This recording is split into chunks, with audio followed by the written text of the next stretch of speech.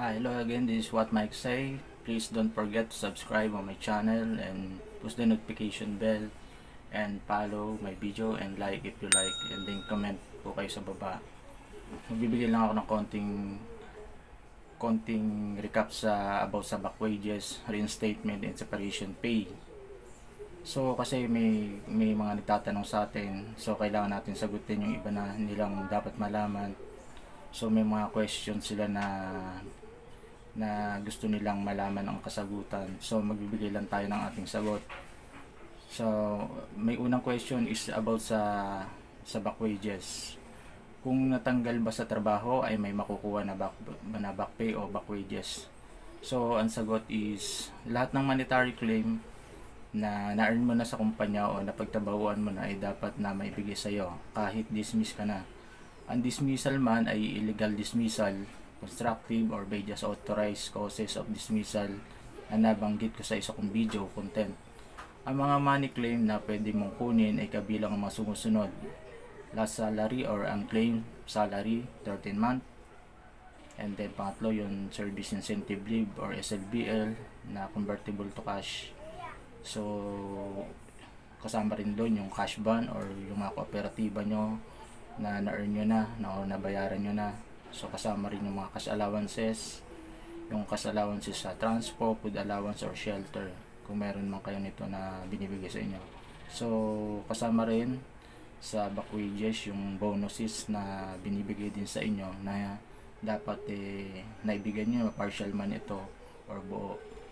So ang tawag sa mga nabanggit ko ay ang back wages o back pay at dapat na may bigay kahit dismissal man or resignation ang dahilan ng pagkakaalis mo sa trabaho. So pangalawang question is kasama ba dito sa back wages ang separation pay? So ang sagot po hindi po lahat ay pasok na mabigyan ng tinatawag na separation pay. Mayroon pong separation pay kung ikaw ay regular worker at dinismiss ka sa serbisyo sa anumang kadahilanan.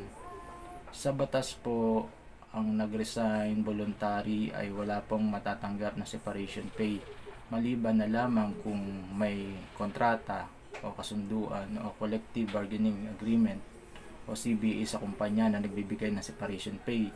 Kung nag-resign ka sa trabaho sa partikular na bilang ng taon sa serbisyo o trabaho, ang tunay sa batas ng labor na kapag ang isang empleyado ay umabot na sa edad na 60 years old bilang retirement age ay dapat na may makuha itong separation pay sa kumpanya. 1 month salary per year of service or minimum of 1/2 month of monetary salary per year of service sa employer as regular employee.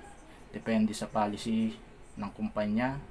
Yan po ang separation pay. Pero ang realidad po minsan ng pagbibigay ng separation pay ay humahantong pa sa demandahan sa DOLE at paglilitis sa SENA or NLRC. So ayun po ang back wages at separation pay. So isa pang question, ano naman po ang reinstatement? Ang reinstatement po naman ay ang order ng labor court na maibigay o maibalik ang na-dismiss na manggagawa sa kanyang trabaho na hindi mawawala ang dati niyang kalagayan sa pinagtatrabahuan. Kasama dito ang tamang sweldo na hindi rin mawawala ang mga benepisyo, bonuses at allowances. Kung meron man, kapag umabot na kasi ang labor case ng illegal dismissal sa labor court at napatunayan na may pagkakamali ang employer sa pagtanggal sa trabaho ng regular na empleyado, ay reinstatement ang dapat na hatol o habol ng manggagawa dahil ito ang pinagtitibay ng batas under sa security of tenure ng isang regular na manggagawa o kaya separation pay kung tuluyan ng inalis sa trabaho ang manggagawa. So ayun po ang tatlong masasabi ko or recap natin sa about back wages, separation pay and reinstatement. So susunod na vlog, abangan nyo po yung iba pang tanong na sasagutin natin at saka yung recap sa ating pinapollow up na case. So may konti ng linaw, so watch out and follow my videos. This is what Mike say. Please press the notification bell and like and comment. And good luck po sa inyo lahat.